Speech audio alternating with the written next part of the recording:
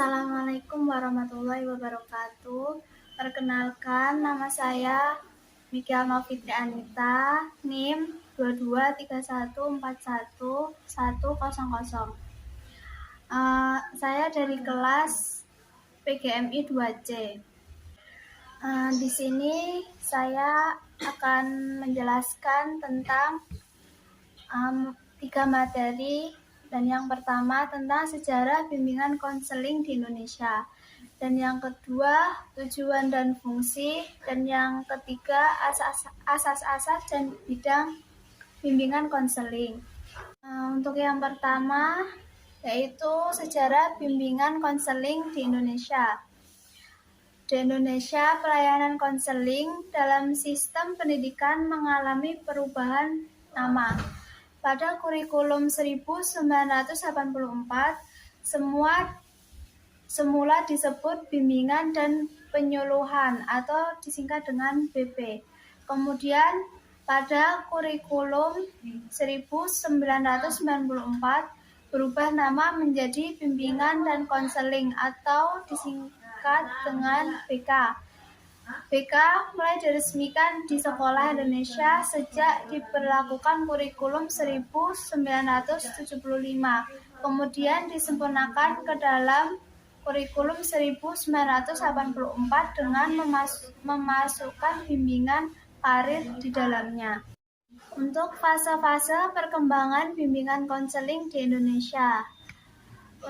Sebelum kemerdekaan, didirikannya Taman Siswa oleh Kiai Haji Dewantoro. Dekade ke-40-an, perjuangan merealisasikan kemerdekaan melalui pendidikan. Dekade 50-an, memecahkan masalah kebodohan dan keterbelakangan rakyat Indonesia. Dekade 60-an, ketetapan MPRS tahun 1966 tentang Dasar Pendidikan Nasional. Lahirnya kurikulum SMA Gaya Baru 1964, kurikulum 1968, dan jurusan konseling di IKIP tahun 1963.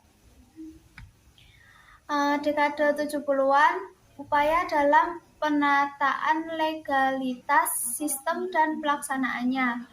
Dekade 80-an, upaya pemantapan dalam pewujudan bimbingan yang profesional. Era lepas landas, keberadaan dan berkembang atas dasar kekuasaan dan kemampuan sendiri.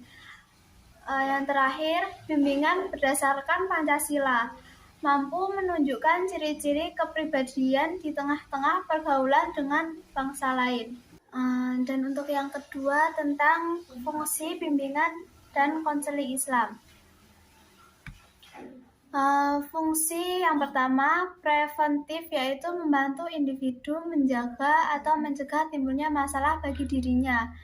Yang kedua fungsi kuratif atau korektif, yaitu membantu individu memecahkan masalah yang sedang dihadapi atau dialaminya. Untuk yang ketiga, fungsi preservatif, yaitu membantu individu agar situasi dan kondisi yang semula tidak baik menjadi baik. Untuk yang keempat, fungsi developmental atau pengembangan, yaitu membantu individu memelihara dan mengembangkan suatu kondisi yang lebih baik. Untuk tujuan bimbingan dan konseling secara umum. Yang pertama, pemahaman mengarah pada peningkatan kapasitas untuk lebih memilih kontrol rasional ketimbang perasaan dan tindakan.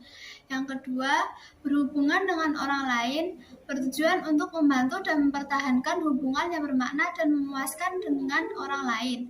Yang ketiga, kesadaran diri, bertujuan untuk lebih peka terhadap pemikiran dan perasaan yang selama ini ditahan atau ditolak. Yang keempat, penerimaan diri, bertujuan untuk mengembangkan sikap positif terhadap diri yang ditandai dengan kemampuan menjelaskan pengalaman yang menjadi subjek kritik diri dan penolakan. Yang kelima, pencerahan, bertujuan untuk membantu klien mencapai kesadaran spiritual yang lebih tinggi. Yang ketiga tentang asas-asas bimbingan konseling. Yang pertama, asas kerahasiaan. Asas yang menuntut dirahasiakannya segenap data dan keterangan peserta didik yang menjadi sasaran layanan, yaitu data atau keterangan yang tidak boleh dan tidak layak diketahui orang lain. Yang kedua, asas yang menghendaki adanya kesuksesan dan kerelaan peserta didik menjalani layanan atau kegiatan yang diperlukan baginya. Dalam hal ini, guru pembimbing berkewajiban membina dan mengembangkan kesukarelaan tersebut. Dan yang ketiga, asas keterbukaan. Asas yang menghendaki agar peserta didik yang menjadi sasaran layanan atau kegiatan bersifat terbuka atau berpura-pura, baik dalam memberikan keterangan tentang dirinya sendiri maupun dalam menerima berbagai informasi dan materi dari luar yang berguna bagi pengembangan dirinya. Dan yang keempat, asas kegiatan. Asas yang menghendaki agar peserta didik yang menjadi sasaran layanan dapat berpartisipasi aktif dalam penyelenggaraan layanan atau kegiatan bimbingan. Yang kelima, asas kemandirian. Asas yang menunjukkan pada tujuan umum BK, yaitu peserta didik sebagai sasaran layanan atau kegiatan BK diharapkan menjadi individu yang mandiri, dengan ciri-ciri mengenal dan menerima diri sendiri dan lingkungannya, maupun mengambil keputusan, mengarahkan, dan mewujudkan sendiri. Yang keenam, asas kekinian. Asas yang menghendaki agar objek sasaran layanan bimbingan dan konseling, yakni permasalahan yang dihadapi secara didik atau konseli dalam kondisi sekarang. Dan yang ketujuh, asas kedinamisan.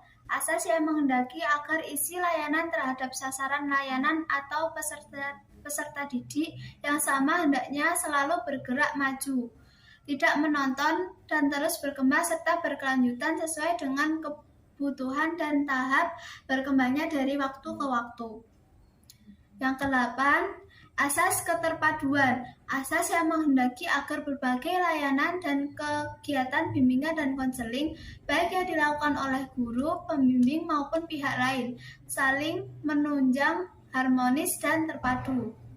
Yang kesembilan, asas kenormatifan.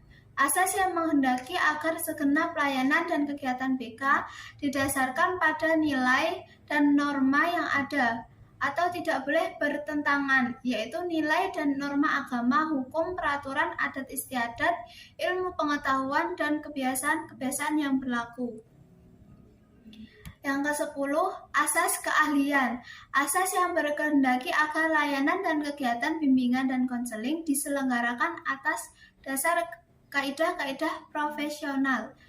Yang ke-11, asas yang berkehendaki agar pihak-pihak yang tidak mampu menyelenggarakan layanan BK secara tepat dan tuntas atas suatu permasalahan peserta didik dapat mengalihtangankan permasalahan itu kepada pihak yang lebih ahli.